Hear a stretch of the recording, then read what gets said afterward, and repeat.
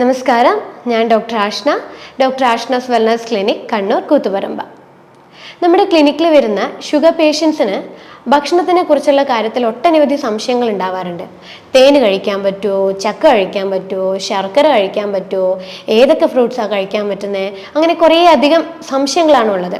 അപ്പോൾ ഈ ഒരു വീഡിയോയിൽ ഞാൻ ഉദ്ദേശിക്കുന്നത് ഇങ്ങനെയുള്ള ഭക്ഷണത്തിൻ്റെ സംശയങ്ങളെ ഒന്ന് ക്ലാരിഫൈ ചെയ്യുക എന്നുള്ളതാണ്.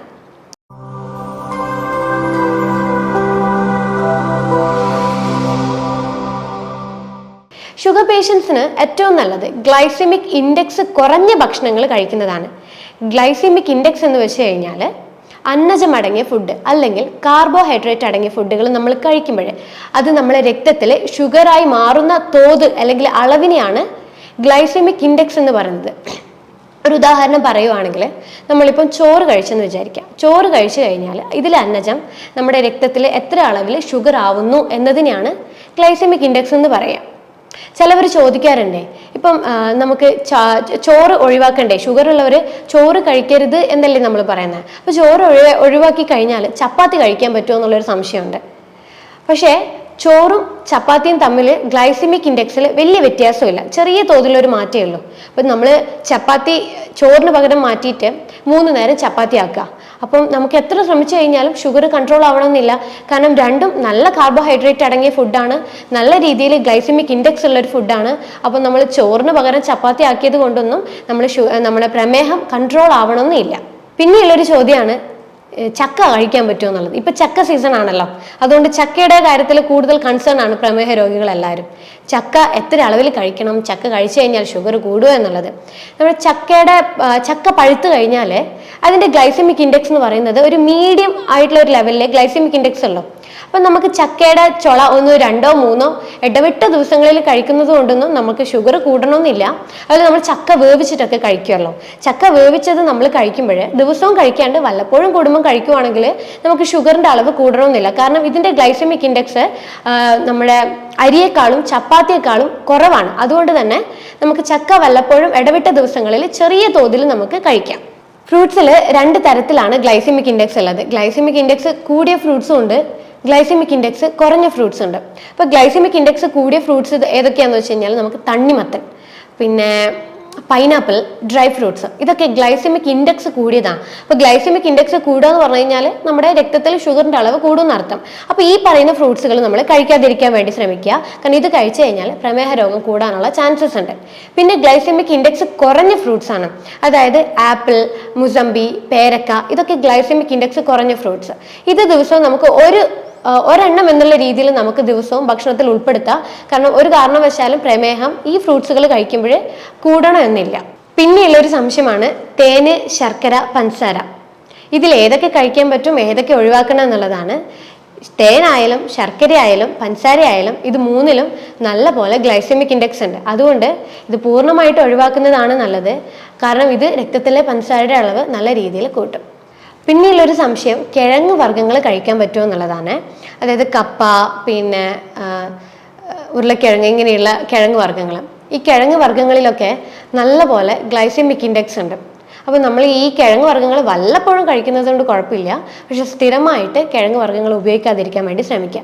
പിന്നെ ഒരിക്കലും നമ്മൾ കിഴങ്ങ് വർഗ്ഗങ്ങൾ നമ്മുടെ അരിയാഹാരത്തിൻ്റെ കൂടെ ഉൾപ്പെടുത്തരുത്. കാരണം അരിയാഹാരത്തിലും നല്ലപോലെ ഗ്ലൈസെമിക് ഇൻഡെക്സ് ഉണ്ട്, കിഴങ്ങ് വർഗ്ഗത്തിലും നല്ലപോലെ ഗ്ലൈസെമിക് ഇൻഡെക്സ് ഉണ്ട്. അപ്പോൾ ഇത് രണ്ടും കൂടി ചേരുമ്പോൾ നമ്മുടെ രക്തത്തിൽ പഞ്ചസാര അല്ലെങ്കിൽ ഷുഗറിൻ്റെ അളവ് നല്ലപോലെ കൂടുക ചെയ്യുക. അപ്പം വേർതിരിച്ച് കഴിക്കുക, അതും കിഴങ്ങ് വർഗ്ഗങ്ങൾ വല്ലപ്പോഴും ഒക്കെ ചെറിയ തോതിൽ കഴിക്കുക. പിന്നെ ചോദിക്കുന്ന കാര്യമാണ് വറുത്തതും പൊരിച്ചതും ഒക്കെ കഴിക്കാൻ പറ്റുമോ എന്നുള്ളത്.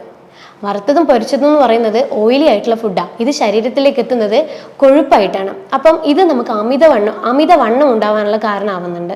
അമിതവണ്ണം നമുക്ക് പ്രമേഹ രോഗം കൂട്ടുകയാണ് ചെയ്യുന്നത്. അപ്പം അതുകൊണ്ട് തന്നെ നമ്മൾ ഈ വറുത്തതും പൊരിച്ചതും പോലുള്ള ഭക്ഷണങ്ങൾ പാടെ നമ്മളെ ഭക്ഷണത്തിൽ നിന്ന് ഒഴിവാക്കാൻ ശ്രമിക്കുക. പിന്നെയുള്ളൊരു മെയിൻ ആയിട്ടുള്ളൊരു സംശയമാണ് പ്രമേഹ രോഗികൾ എത്ര നേരം ഭക്ഷണം കഴിക്കണം എന്നുള്ളതാണ്. ചിലവർ 2 നേരം മാത്രമേ ഭക്ഷണം കഴിക്കുള്ളൂ, ചിലവർ 3 നേരം മാത്രമേ ഭക്ഷണം കഴിക്കുള്ളൂ. പക്ഷെ നമ്മൾ പ്രമേഹ രോഗികളുള്ളവർ ശ്രദ്ധിക്കേണ്ട കാര്യം, നമ്മൾ 3 നേരമോ 2 നേരമോ അല്ല നമ്മൾ ഭക്ഷണം കഴിക്കേണ്ടത്.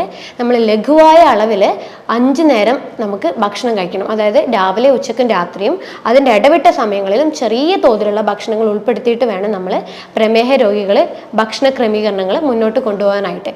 ഇത് നമ്മുടെ രക്തത്തിലെ ഗ്ലൂക്കോസിൻ്റെ അളവ് നിലനിർത്തുകയും നമ്മുടെ എനർജി നിലനിർത്താൻ വേണ്ടിയിട്ട് സഹായിക്കും. അപ്പം അതുകൊണ്ട് നിർബന്ധമായിട്ടും ഈ രീതിയിൽ വേണം നിങ്ങൾ ഭക്ഷണം ശ്രദ്ധിക്കാനായിട്ട്. പിന്നെ ഒരു സംശയം, നട്ട്സ് കഴിക്കാൻ പാടുണ്ടോ എന്നുള്ളതാണ്.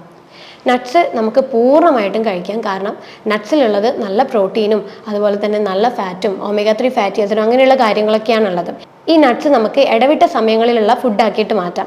അല്ലെങ്കിൽ അതായത് ഒരു 11 മണിക്കോ അല്ലെങ്കിൽ ഒരു 4 മണി ഫുഡായിട്ടോ നമുക്ക് ഈ നട്ട്സ് ഉൾപ്പെടുത്താം. 5 ബദാം, 5 കാഷ്യൂസ് അങ്ങനെയുള്ള രീതിയിൽ രാവിലെയും വൈകുന്നേരമൊക്കെ ആയിട്ട് ചെറിയ അളവിൽ നമുക്ക് നട്ട്സ് കാര്യങ്ങളൊക്കെ ഉൾപ്പെടുത്താവുന്നതാണ് പ്രമേഹ രോഗികൾക്ക്.